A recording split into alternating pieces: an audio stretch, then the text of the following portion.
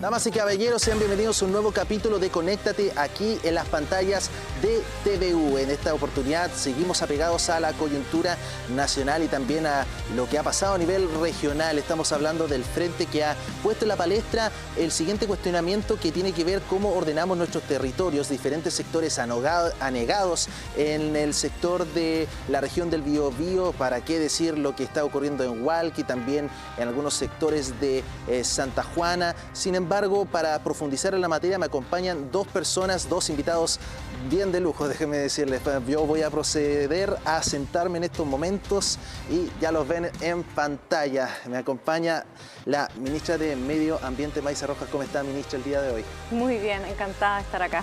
¿Primera vez en la universidad o en el canal de la...? En el canal de la universidad, primera vez. Sí. Ahí vamos a estar... Obviamente un registro, un recuerdo de lo que va a hacer. Y también me acompaña el profesor Juan Antonio Carrasco, profesor UDEC y también investigador CDEO. ¿Cómo está, profesor? Hola, muy buenas noches. Mucho tiempo ha pasado desde... Usted estuvo en el primer capítulo de Conéctate. Exactamente, en el piloto, podríamos decir. Exactamente. Y aquí estoy de vuelta. Exactamente, ahí, bueno... aprovechar de hablar de la coyuntura que estamos viendo en estos momentos. Diferentes sectores de la región del centro-sur de Chile que se han visto completamente anegados. Ministra, voy a partir con usted hablando de lo que usted ha presenciado en terreno. ¿Qué es lo que se aprecia, qué es lo que detecta al momento de recorrer lo que se ha visto, lo que ha dejado el sistema frontal? A ver, lo primero que quisiera decir es que el presidente nos ha solicitado, mandatado a estar en terreno. Hay una cantidad importante de ministros, ministras y subsecretarios que están desplegados. ¿Por qué es importante esto? Porque para enfrentar emergencias asociadas, en este caso estamos hablando de eventos meteorológicos, ¿verdad?, con alto nivel de impacto, requiere de una coordinación muy grande para llegar de manera rápida y de manera eficaz a las personas, pensando sobre todo estamos viendo unas imágenes ahí, de que una gran parte del territorio hay personas que se albergaron, perdieron sus casas, hace 2 meses atrás y están en una situación similar hoy en día. O sea, es realmente una situación muy dramática. Y eso, claro, y eso requiere una coordinación a nivel central, a nivel regional y también comunal, porque finalmente, ¿verdad?, son los alcaldes, las alcaldesas las que son la primera línea, las que tienen el contacto más directo. Entonces, pues eso es lo que he podido ver. Estuvimos en un albergue en la región de Ñuble y efectivamente ese colegio había dejado de ser albergue hace una semana atrás. ¿Ya? O sea, la última persona que había estado albergado ahí de los eventos de junio se había ido hace una semana atrás.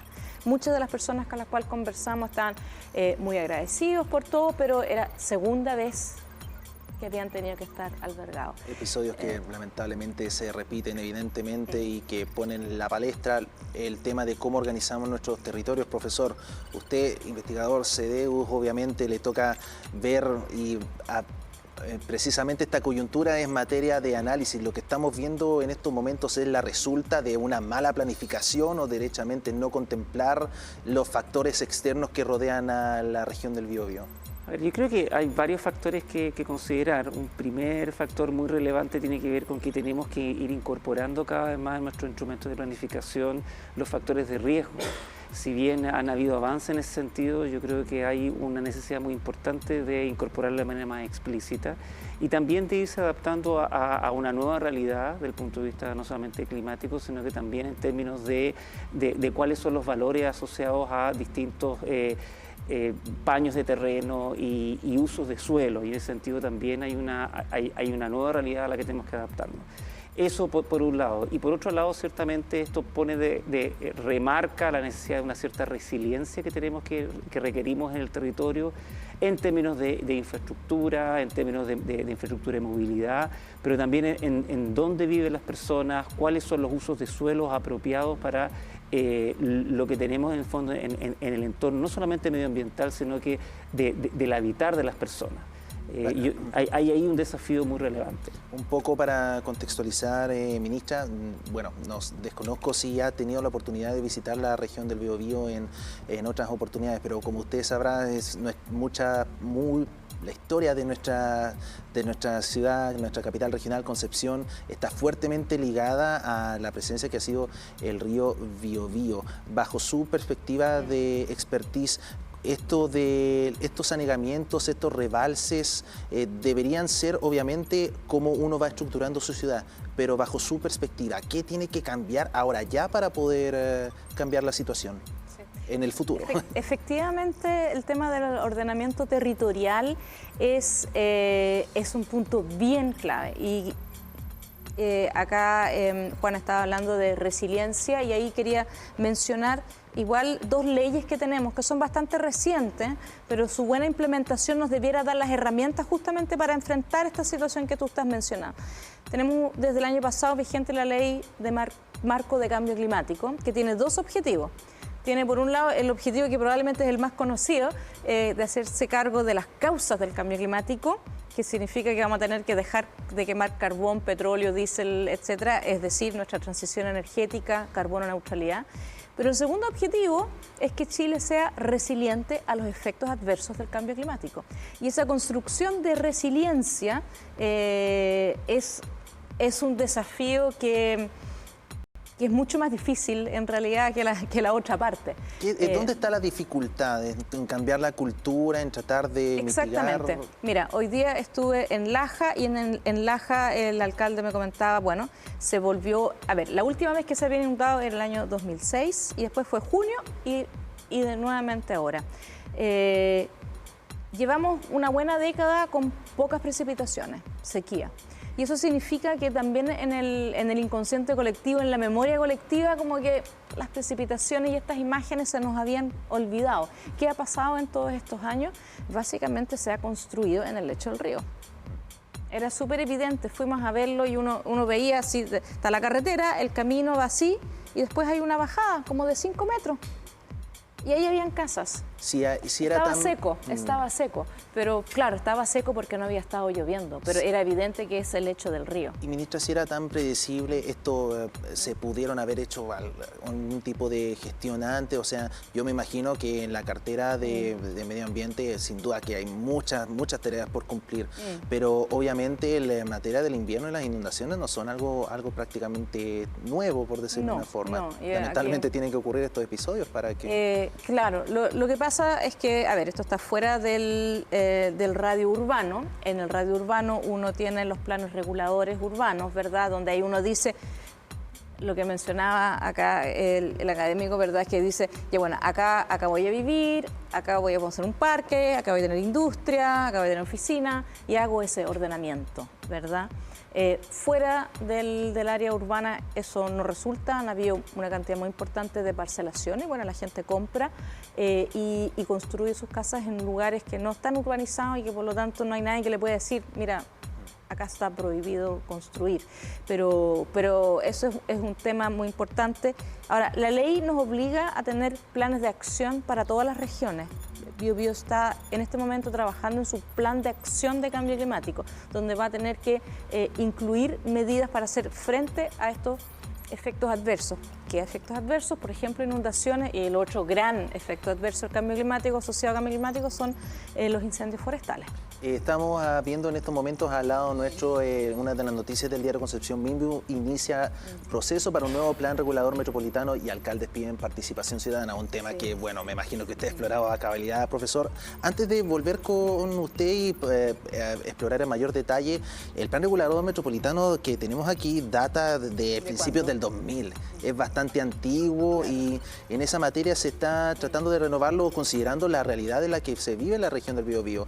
Somos un territorio que tiene humedales urbanos en esa materia, bajo esa línea falta quizá precisar un poco lo que se o la presencia de medio ambiente en esta materia? ¿Se necesita interferir más para poder aliviar esta situación? Yo creo que hay dos conceptos que son importantes de incorporar mucho más en toda nuestra planificación. Y yo siempre digo que la ley marco a todo esto es una ley que tienen que implementar 17 ministerios, ¿ya? Así que no es muy transversal. Si lo implementamos bien, es una transformación bien importante. Por un lado está el concepto de riesgo que mencionaba. El riesgo se refiere a una intersección entre la amenaza. La amenaza es la parte física, la parte que lamentablemente no podemos controlar o controlar poco. Pero después hay otros dos elementos, que es la exposición, a dónde estoy, y la vulnerabilidad, qué tan bien o mal estoy parado, ¿ya? Si tengo una amenaza pero no hay ni una persona, no hay ningún riesgo, ¿ya? Pero una amenaza con una exposición alta, es decir, una casa, por ejemplo, construida en el lecho de un río, eso es lo que produce riesgo. Y por lo tanto, nosotros como planificadores, a través de los planes reguladores, etcétera, los planes de acción para el cambio climático o los planes que se tienen que hacer en el marco del Senapred, que es otra institución nueva que tenemos ahora, es ahí donde nosotros podemos hacer algo con respecto a la exposición y a la vulnerabilidad. ¿Faltan normas, ministra, para poder tratar de generar cambios, ojalá en un corto plazo, en materia de anegamiento o de estructuración de territorios? Yo diría que nos falta más bien aplicar correctamente normas que ya tenemos. Sí, pero lo otro que yo diría, en términos, por ejemplo, el plan regulador metropolitano, estamos en un proceso de reformulación, ¿cierto? Y estamos en el momento también de generar la visión urbana, que parece ser una cosa mucho más abstracta, pero que es muy relevante. A mí me tocó estar revisando el plan anterior y había una mirada muy asociada al desarrollo económico, lo cual es correcto, pero dejando muy en flaco otras miradas asociadas, por ejemplo, al riesgo, a la probabilidad de ocurrencia, a la memoria histórica asociada a este tipo de eventos, pero también una mirada, por ejemplo, en respecto a humedales urbanos, a de qué manera ponemos valor a ciertas dimensiones socioculturales y ambientales de nuestra región. Y en ese sentido también hay una dimensión que puede ser menos tangible, pero que hay que incorporar de manera más explícita en estos instrumentos, en indicadores que van midiendo en el fondo de qué manera el territorio uno lo va planificando y va generando oportunidades, pero también restricciones. Ahí también hay un desafío importante de repensar en una visión un poquito más integral, con una memoria histórica, por decirlo de alguna manera, desde el punto de vista del riesgo, pero también desde el punto de vista del valor que tiene nuestro entorno, que yo creo que no ha estado presente de manera tan explícita en nuestro plan regulador metropolitano y que de nuestra manera la esperanza es que con esta memoria más reciente y con estas nuevas visiones de ciudad y de intercomuna ciertamente podamos proyectar. Profesor, bueno, me imagino que en el CDU sin duda cómo se estructuran las ciudades obviamente es algo que está siempre en la palestra, ¿no? Bajo esa misma línea, ¿cuál debería ser un poco como el estándar que habría que seguir o que se podría tratar de replicar en la región del Biobío en general? Porque recordemos que no somos el único lugar del mundo que tiene tantos humedales urbanos como lo tenemos nosotros. Mira, más allá de eso, yo creo que una cosa fundamental tiene que ver con ir entendiendo, por ejemplo, dimensiones asociadas a la densificación poblacional. Yo creo que ahí hay una dimensión importante. La intercomuna ha crecido en extensión de manera importante, eso ha generado no solamente afectaciones medioambientales, sino que también afectaciones en la vida más cotidiana. Yo creo, por ejemplo, desde el punto de vista de la movilidad, ciertamente uno de los grandes dolores de cabeza que tenemos como área metropolitana. ¿Qué significa eso? El tener que ir acercando las actividades que realizamos con los lugares donde vivimos, el poder generando procesos de densificación equilibrada en términos de efectivamente poder rellenar, como le dicen internacionalmente, hacer un infilling, un proceso de poder reocupar algunos espacios que tienen la infraestructura urbana que ya no genera una afectación medioambiental y que están siendo subutilizados. Y entonces Y yo creo que necesitamos repensar en ese sentido el área metropolitana de Concepción en términos también de esta suerte de qué manera en la vida cotidiana generamos una necesidad de menores desplazamientos más cortos, pero también de reutilizar o utilizar de manera mucho mejor los lugares que probablemente están más urbanizados, donde no hay mayores afectaciones medioambientales, pero donde ciertamente hay un potencial mayor de servicios, por ejemplo, urbanos. Ahí hay una pregunta importante en términos de regulación, pero también en términos de qué manera en los distintos niveles del Estado se van generando incentivos para ir hacia ese tipo de ciudades. Ministra, volvemos con ustedes. Dice, bueno, habían un par de imágenes del humedal Vasco da Gama y, bueno, la ciudad de Concepción se distingue, o el Gran Concepción se distingue por tener estos espejos de agua que derechamente son milenarios.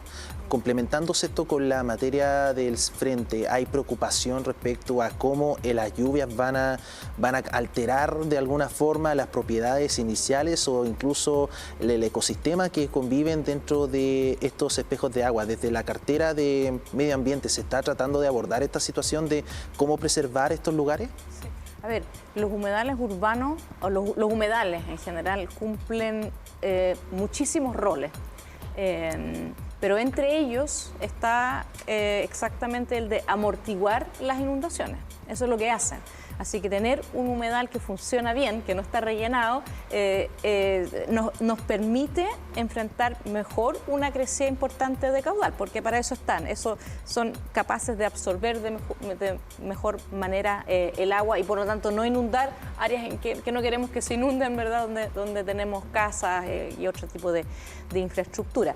Así que eso por un lado tiene efectos, entonces nos ayuda a esta prevención de este tipo de desastre como son las inundaciones, además de todos los otros beneficios para biodiversidad. Estamos viendo unas imágenes ahí, son unos espacios con una cantidad de biodiversidad muy importante, muy relevante, pero yo creo que acá lo importante es entender de que si tenemos humedales que funcionan bien, es en nuestro propio beneficio, en el beneficio de nosotros tener una mejor relación con la naturaleza. Y cuando nosotros como humanos construimos de una manera que no respeta la naturaleza, esto es lo que ocurre, ¿ya? Eso yo creo que es importante entenderlo. Y lo otro es obviamente que el desarrollo del siglo XXI va a tener que ser sustentable y eso significa que tiene que poder combinar los aspectos medioambientales, los sociales y los económicos.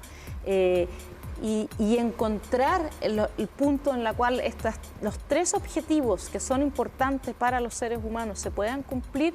Yo no digo que sea fácil, pero es una tarea que es ineludible. ¿Faltaría fiscalización entonces bajo ese...? Yo creo que faltan varias cosas. Falta primero que nada como un cambio de paradigma en las personas y en las instituciones. Sí. Porque una cosa es que tengamos leyes, pero eso no significa que automáticamente las instituciones, porque finalmente hay personas detrás, lo incorporen. Y bueno, después significa implementar. Mencionábamos que la ley de cambio climático está vigente desde el año pasado recién, así que está muy reciente. Y Senapred, que es nuestra nueva ONEMI, ¿verdad? Ya no tenemos ONEMI, sino que tenemos el Servicio Nacional de Prevención y Gestión de Desastres. Tiene la palabra prevención ahí, que tiene... Yo diría, por lo que me tocó ver también, la parte de la gestión del desastre funciona bien, las alertas SAE llegan, la gente le hace caso, la gente va a los albergues si es necesario, con los municipios se hacen las fichas, llega la ayuda, etcétera. Toda esa parte funciona, yo diría que bastante bien. Yo estuve además en febrero acá en Concepción para los incendios. Pero la parte de la prevención, ¿cómo vamos a reconstruir ahora? Yo creo que ahí está el gran desafío, porque no podemos seguir permitiendo el mismo nivel de sufrimiento, pérdidas de vida y un gasto económico muy grande. Hace un par de días nomás, el ministro de Hacienda decía de que este año se había gastado más plata en lo que estaba presupuestado, y entre las razones porque era la emergencia de los incendios y las inundaciones, y esto lo dijo antes de las inundaciones que vienen ahora. Estábamos viendo hace unos minutos el enlace, un link de la Deutsche Welle, no sé si lo podemos ver nuevamente. Los humedales alimentan a la humanidad. Los humedales son ecosistemas vulnerables cuyo deterioro es creciente. Con motivo del Día Mundial de los Humedales, habló con Francisco Rilla, director científico. Bueno, eso es una de las frases que se rescataron, una de las citas que se rescataron de esto. Ministra, entiendo que tiene un horario bastante acotado, entonces me gustaría preguntarle, todo esto está bastante englobado, el plan regulador, el reconocimiento del medio ambiente, saber dónde construir. ¿En qué materias puede intervenir en estos momentos el Ministerio de Medio Ambiente para poder gestionar de que efectivamente se estén considerando todos estos factores a la hora de ejecutar o tomar medidas? Sí. Bueno, como decíamos, tenemos la ley de cambio climático que obliga a todas las regiones y también obliga a todas las comunas a tener planes regionales y comunales de acción de cambio climático. ¿Y dentro del corto plazo hay como...?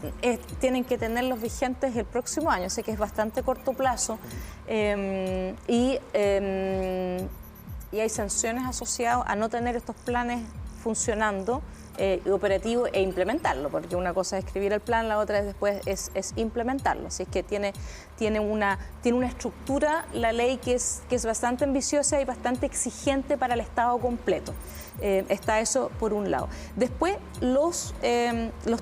todos los instrumentos de ordenamiento territorial tienen por ley, esto es parte de la ley de cambio climático, que incorporar la variable de cambio climático allí.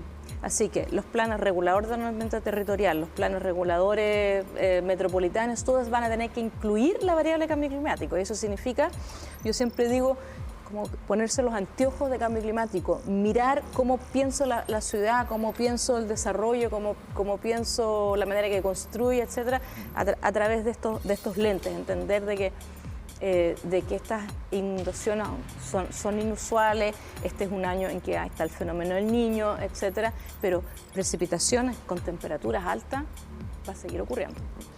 Profesor, antes de ir a la primera pausa, preguntarle obviamente también mucho, bueno, se piensa en la urbanización y la expansión del territorio, mucha gente piensa que es sinónimo de seguir edificando, sin embargo es un estándar ya bastante arcaico. ¿Dónde podría ser la proyección en el futuro? Me imagino que también se contempla la misma diversificación del transporte, hay muchos factores que entran al momento de considerar cómo estructuramos nuestra ciudad. Yo creo que en ese ámbito lo fundamental es poder combinar el hecho de que ciertamente hay un fenómeno de expansión urbana que es natural en las ciudades, pero de qué manera podemos contenerlo en términos de lograr lo que yo decía anteriormente, de qué manera acercar las actividades de las personas a donde viven. Y eso significa generar incentivos para una mayor densificación, generar incentivos para que las personas no se trasladen una gran cantidad de tiempo día a día para que el entorno urbano tenga usos de suelos mixtos que permitan en el fondo realizar actividades en la cercanía.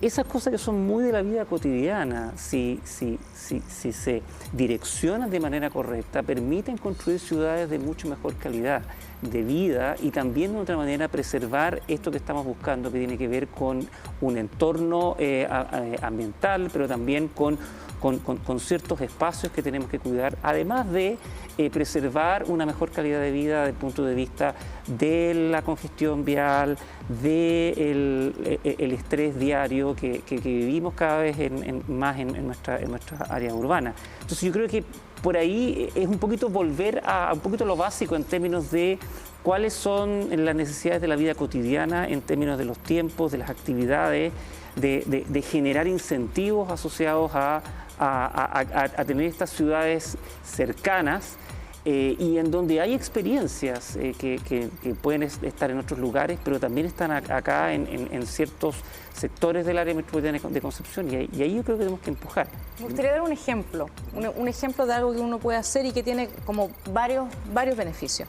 Cuando hablamos ahora estamos pensando mucho en las inundaciones, pero pensemos en el verano, las olas de calor y los efectos que eso tiene, ¿ya? Y uno vive en una ciudad, árboles son muy importantes para bajar la temperatura, porque los árboles transpiran y de esa manera bajan la temperatura, ¿ya? Así que para olas de calor son importantes los árboles. Si tu árbol tú lo piensas que está al lado de un humedal, además mantiene el agua y la tendencia, claro, cada vez de ciudades cada vez más grandes, más extensivas, con la necesidad de auto, también requiere pavimentar mucho y llenar de cemento muchos lugares, ¿sí? Y eso hace que sea impermeable y por lo tanto el agua escurre por las calles y ya no puedes absorber. Entonces, si tú manejas... ustedes tienen un maravilloso parque acá, el Parque Ecuador, que da todos esos beneficios, ¿ya?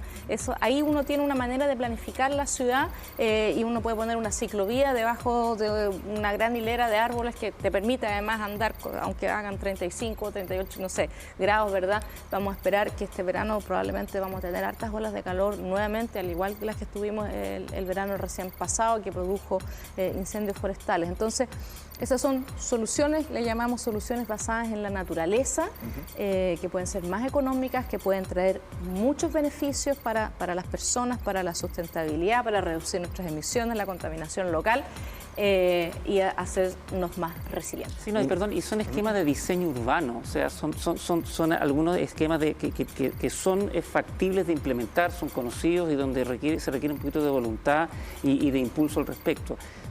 Yo creo que por ahí hay una línea muy importante de impulso en una ciudad como la nuestra. Ministra, para cerrar, y porque entiendo que tiene cosas que hacer después, consultarle lecciones aprendidas de lo que fue esta contingencia. Entendemos que aún se están tratando de solucionar varias situaciones, pero ¿qué es lo que deja esta experiencia en sí? ¿Algo que se hubiese hecho mejor? ¿Algo que quizá hay que considerar para la próxima? Usted mismo lo ahondó, o sea, construir en sectores aledaños a ríos. Yo creo que esa es la gran lección aprendida. Aunque se nos hubiese olvidado dónde estaban los ríos están donde están nomás y van a volver el agua va a volver a correr por el cauce y los lechos de los ríos. Así es que yo creo que la gran lección es no podemos construir en lugares que sean inundables. Los humedales, cuando funcionan bien, nos ayudan a amortiguar las inundaciones y lo otro es la coordinación, una buena coordinación desde nivel central, regional, local, para dar una respuesta rápida a estas situaciones es muy importante. Yo creo que eso lo hacemos relativamente bien. Yo diría que aprendamos todo lo que este país sabe con respecto a los terremotos. Allá a nadie se le ocurriría construir un edificio que no sea capaz de resistir un terremoto, un 9.5, ¿verdad? A nadie. Tenemos que hacer lo mismo para este tipo de desastres asociados a eventos meteorológicos que se van a hacer cada vez más frecuentes, intensos, con mayor duración, eventos extremos con cambio climático. Bueno, de esta manera despedir a la ministra de Medio Ambiente, Maysa Rojas. Muchas gracias por acompañarnos. Sin duda extendemos nuevamente la invitación si es que quiere formar parte de este panel de Conéctate TVU. Encantada.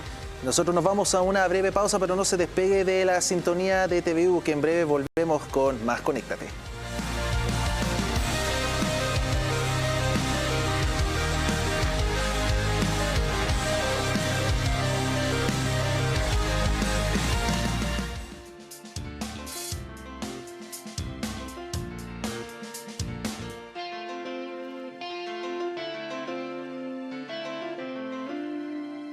El profesor Luis Quirós es, de hecho, una de nuestras principales historias dentro de lo que es la trayectoria de la Facultad de Ingeniería en función de todo lo que tiene que ver la docencia, la cultura del hacer, el emprendimiento tecnológico. Ha marcado escuela, ha marcado tendencia y su trayectoria va a quedar por años y años en los libros de la universidad.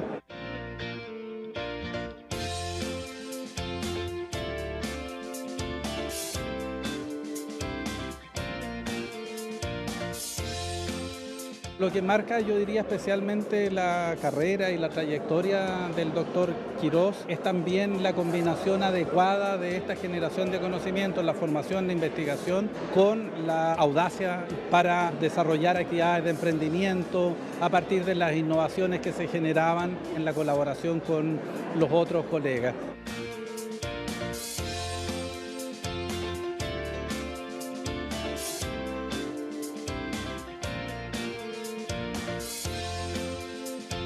Atreverse a hacer cosas, atreverse a experimentar, atreverse a fallar, porque finalmente nada garantiza que la empresa va a tener éxito, pero lo importante es atreverse. Y lo que yo espero es que la universidad cada vez entregue más medios para que la gente se atreva, porque el riesgo también es importante.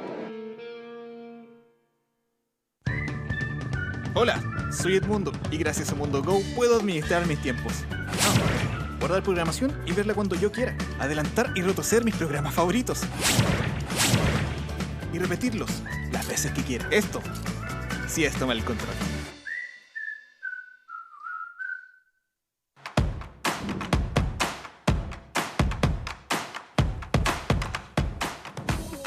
Medios UDEC, el grupo de medios de comunicación de la Corporación Universidad de Concepción. Medios UDEC está integrado por Diario Concepción. Revisa su papel digital en diarioconcepcion.cl y todas las informaciones en sus distintas redes sociales. TVU, Televisión de la Universidad de Concepción. Sigue sus señales en televisión, cable operadores y redes sociales. Radio UDEC 95.1 FM, radioudec.cl y todas sus redes sociales. Y La Discusión, el diario más leído de la región de Ñuble, ladiscusión.cl, Radio La Discusión 94.7 FM y sus multiplataformas. Medios UDEC, el grupo de medios de comunicación de la Corporación Universidad de Concepción.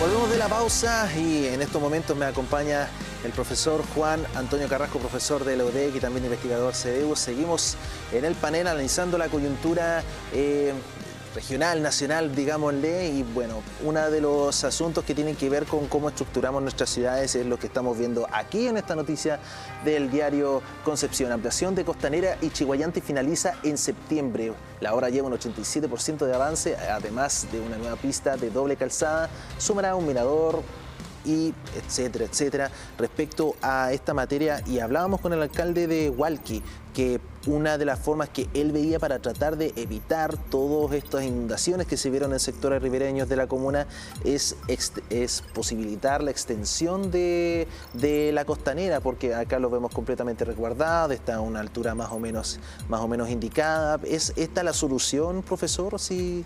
Mira, en este tipo de temas siempre es importante pensar en una solución multidimensional. O sea, yo mencionaba anteriormente respecto a la resiliencia. Tenemos que tener algo que le llamamos redundancia, ¿cierto? Repetición, distintas maneras de poder movernos, evacuar en casos de emergencia también. Entonces, en ese sentido, ampliar la infraestructura ciertamente es una de las líneas importantes que tenemos que seguir. Y ahí obviamente que es una materia de priorización de fondos públicos que siempre son escasos. Ahora es súper importante pensar siempre esta resiliencia no solamente en términos de la infraestructura vial, también en términos de la infraestructura de transporte público. Por cierto, una parte importante de las personas se moviliza y requiere utilizar transporte público en el día a día, y también tenemos que pensar, incluso en situaciones como esta, pero en el día a día, en una cierta resiliencia de transporte público, tener una vía de transporte público que tenga la capacidad de recuperarse rápidamente ante situaciones como esta, y también tener vías alternativas de transporte público que permitan en el fondo que las personas no vean interrumpida de manera relevante su movilidad diaria. Yo creo que son ambas cosas. Necesitamos más infraestructura vial que permita en el fondo que tengamos esta redundancia, pero también necesitamos tener esta redundancia en particular en el transporte público, que es finalmente el que moviliza a más personas en nuestras ciudades. Bueno, se habla obviamente de las soluciones. Bueno, conversábamos también con el profe Cartes respecto a esta materia. Indicaba que el mejor viaje es el que no se realiza un poco, pero también mucho énfasis, claro, esto es harina de otro costal, por decirlo de una forma, pero hablaba de la diversificación del transporte, pero todo también va de la mano de la comprensión de los mismos territorios y cómo armamos, cómo estructuramos o edificamos nuestras ciudades. Sí, ahora yo creo que es importante también considerar un poco el vaso medio lleno que tenemos en el área metropolitana de Concepción. Todavía hay una parte muy importante de las personas que se movilizan en transporte público. Por ejemplo, la valoración que tienen de servicios como el biotren. Yo creo que esas son, por ejemplo, de las áreas metropolitanas importantes de Chile, Santiago, Valparaíso y el Gran Concepción. El Gran Concepción es la única área metropolitana que ha mantenido la proporción de uso de transporte público en los últimos años, incluso pensando en la época post-pandemia. Eso tenemos que cuidarlo. Es, yo creo que algo que de otra manera hay que conservar desde el punto de vista de la infraestructura que seguimos potenciando en el futuro, de qué manera también generamos prioridades desde el punto de vista de los recursos públicos, pero también de qué manera vamos pensando y planificando la ciudad. No podemos planificar una ciudad orientada al transporte privado porque simplemente el espacio no da y porque generamos patrones de actividades que simplemente no son sustentables.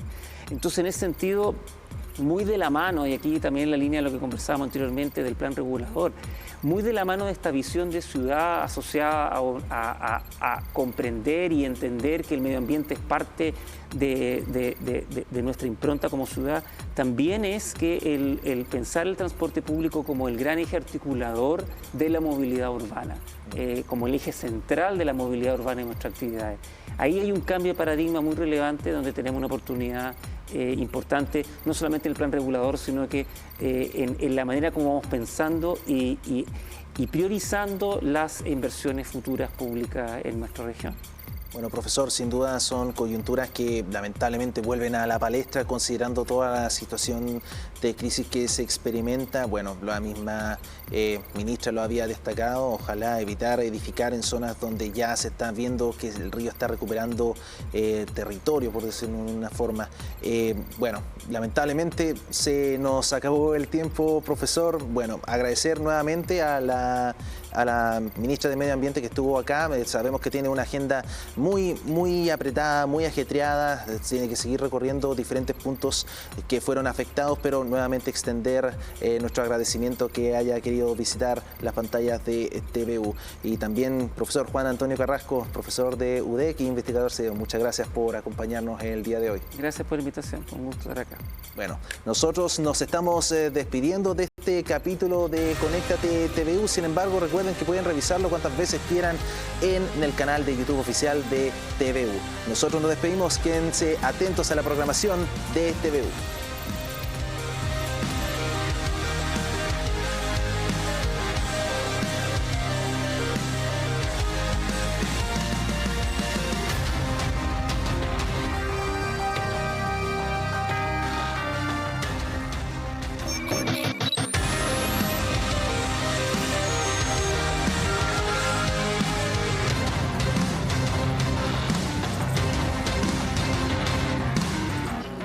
Con